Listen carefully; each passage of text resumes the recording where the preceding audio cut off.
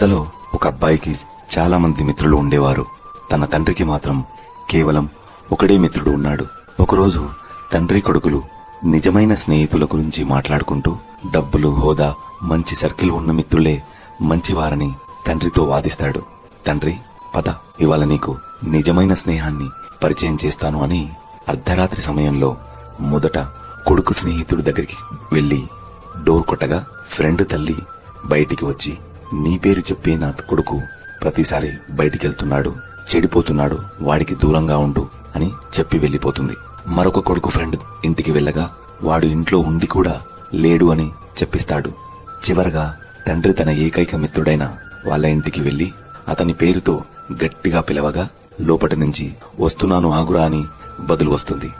కాసేపటికి తండ్రి మిత్రుడు ఒక చేతిలో డబ్బు, మరో చేతిలో తుపాకీ పట్టుకుని బయటికి వస్తాడు.